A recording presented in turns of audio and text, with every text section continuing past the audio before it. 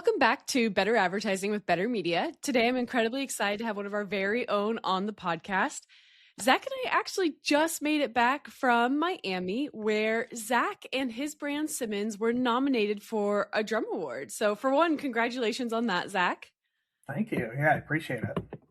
Not only that, I'm underselling it a bit. It wasn't just an award. You were nominated for Most Effective Commerce Media Campaign, which is pretty dang impressive in itself. But I think the part that's really cool is this specific brand went from $0 to $3 million in ordered revenue in 12 months. That is exceptional. You put a lot of work into this, and I think that the nomination just goes to show the heart and soul you poured into this launch. But I think it's cool because a lot of people have this fallacy that you can't launch on Amazon anymore, or it's too competitive and too expensive. Now, it may be a little bit expensive, but if you do things right, I think there's still so much opportunity on the platform. And this campaign, this nomination really goes to show how much opportunity there is. Do you want to talk a little bit about what this launch was like and how you tackled the project? Yeah, definitely. I would say number one, breaking into a space like pet food, right? It is not an easy task, right? There's a lot of big players, a lot of really established brands. So, number one, it was just about learning, right? We had the discussion early with the brand that we wanted to take our first 60 to 90 days, right, to just learn, like where are we placing in the market? What are our price points compared to competitors? Where are we converting? Those types of learnings, right? This was 2024, so this is pre-AMC, right? There was no, kind of, I don't want to say easy entry, but it was very much, let's take 90 days, let's invest, let's learn. And then from there was really, finding what works, scaling that from a spend, from a visibility aspect. And then, really leveraging tentpole events, right? In a category such as pet food, right? It's all about customer acquisition when there is demand on platform. So yeah, that was really the main focus there for the first year, for really first, I guess, 3 to 6 months was learning and then scaling our learnings to customer acquisition. Absolutely. And I mean, just scrolling through the notes here, that first month, the conversion rate was around 10%, which is still really good for a new product launch. Because when I say these were new products being launched, I mean brand new. We did not have, review authority. So 10% conversion rate in this category is still relatively good. You actually ended the year with a 22% conversion rate. So conversion rate doubled once you started driving some authority. One of the parts that I love is how we leaned into Prime Day. Mm-hmm. So the launch in general was successful, I would say. It wasn't a profitability first launch, which is one of the reasons we took on this brand, is they had very realistic expectations around ACOS and Taco's objectives for a new brand. But then Prime Day came around, and we've always been very outspoken around tentpole events, I would say, at Better Media and the opportunity and value here. But some of these numbers are absolutely fantastic. I mean, at this point, we had enough data to really understand where we had a competitive advantage in the category. So you leaned into that. You built our traditional ranking style campaigns. But the numbers are fantastic. That was your first jump in subscribe and save. You hit over 1,000% growth in subscribers by taking advantage of Prime Day. That's huge. Yeah. I mean, it was really... I didn't want to overcomplicate it, right? It was seeing what works, scaling what works, right? There was no magic pill, no very complex situation. It was, where are we converting? Let's dominate those keywords for as much as possible. Let's have the discussion. I think that was something that was really important right ahead of time is, look, we're not going to be focused on achieving a 20% tacos or whatever number you want to throw out there, right? It was, our main focus here is customer acquisition, right? Because that's going to lead to subscribe and save purchases down the line. And that's where you have to work hand in hand with, the brand that you're working with there is, what are our subscribe and save deals that we're running in place there?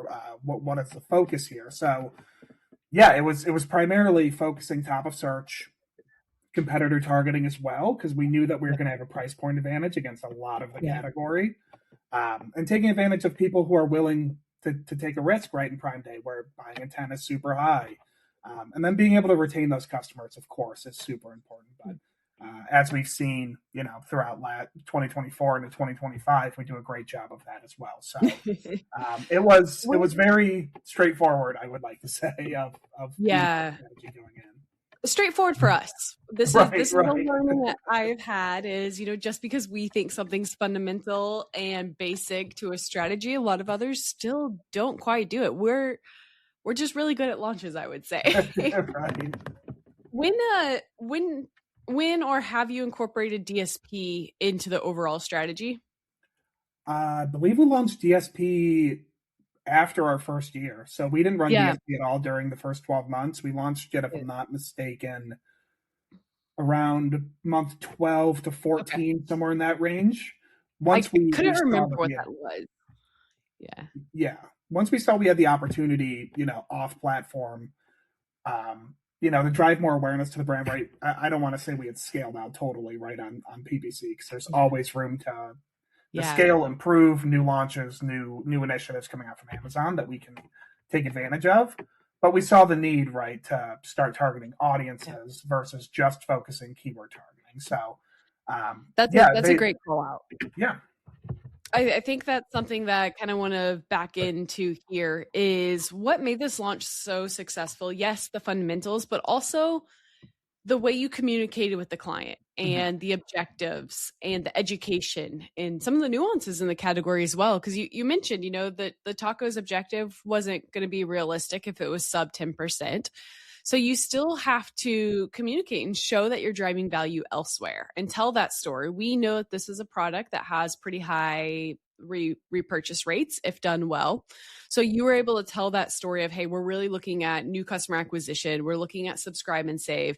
Amazon in general was a new platform for this brand. Yeah. So when you're launching on a new platform, you're not always quite aware of exactly what KPIs are available to you. And I think that's something that you did super, super well here is you built the foundation, you told the story of what we're trying to achieve. And now as we're looking at year 2, we're continuing to grow a ton and you're really starting to incorporate more of those upper funnel initiatives, right?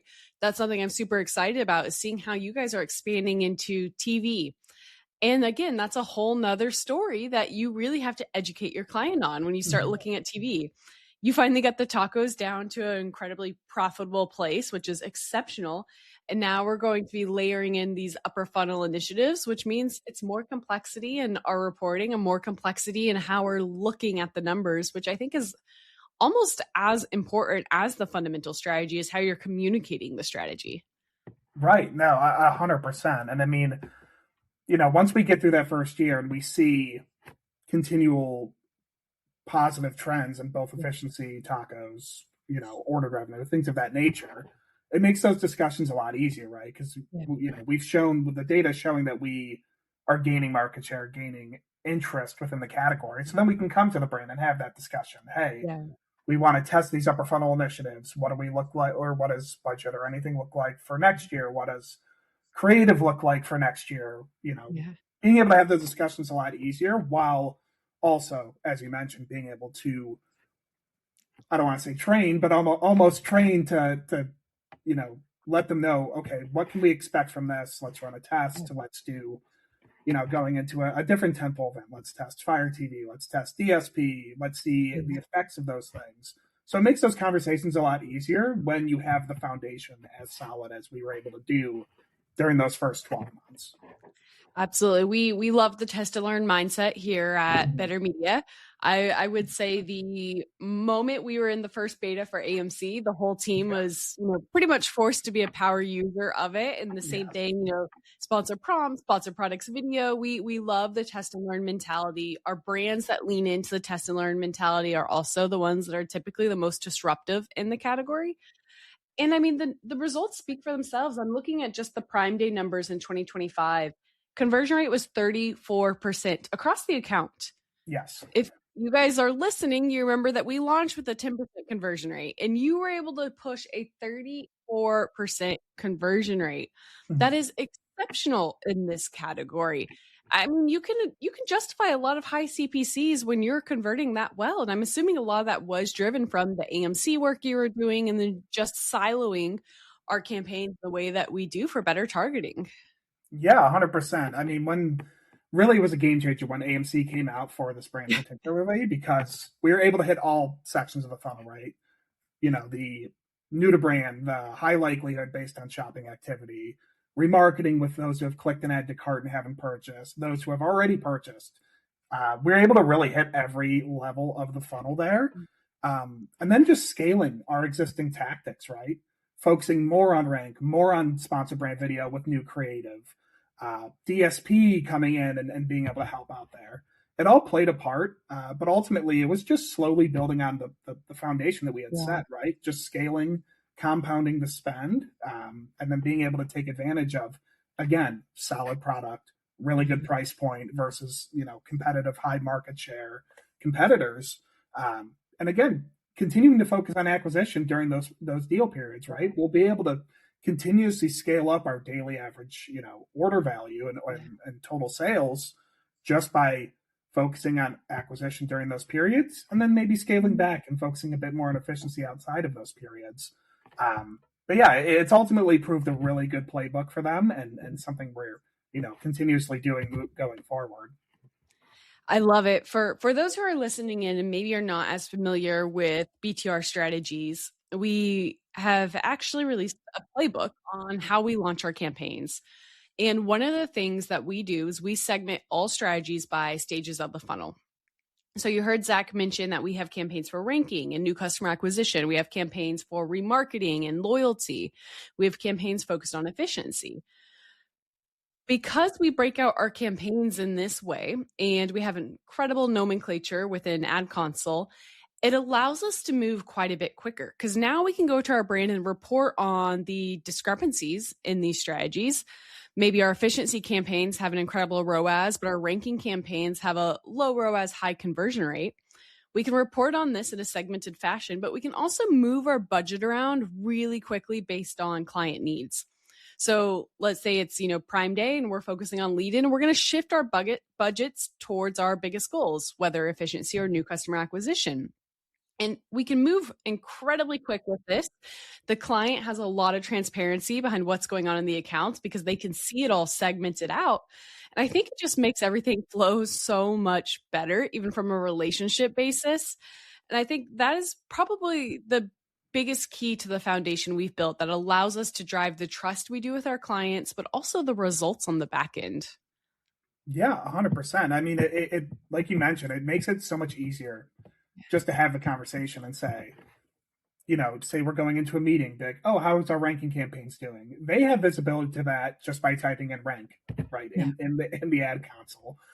We can show it to them through our internal reporting and all of that good stuff, but we want them to be able to have the visibility on exactly where their money is going as easy as possible, not only for their, I guess, peace of mind, but also, like you mentioned, for us, it's very easy for us to be able to be flexible and be agile in the way that we're allocating budget, going into events, out of events, where we want to focus for the next 30 days. Okay, we have our competitor targeting campaigns labeled out by, say they want to target a specific brand. We have that labeled. They can go in and see performance. We can go in and adjust our budgets and bids accordingly. So it makes it incredibly transparent, number one, for the brand, but also super easy for us to be able to be as flexible and agile as possible. Well, it's incredible to hear you get into the weeds and provide this amount of transparency behind something that was so successful. Mm-hmm. And I cannot shout it from the rooftops enough how proud I am of you and this nomination and getting to, hop on stage and take fun photos with the award. Congratulations, Zach. Exceptional work. I really appreciate it. Yeah, it's been a lot of fun, honestly, kind of building it from the ground up, seeing where it's come today, but more to come here. More to come. I think that's the perfect note to end on. Again, congratulations. And if you're listening in, give Zach a follow on LinkedIn. We are always posting our recommendations. And as you can hear, the Better Media team has a lot of value to provide. So thank you for sharing so transparently. And hopefully everyone has a fantastic rest of your week. Bye, guys. Bye.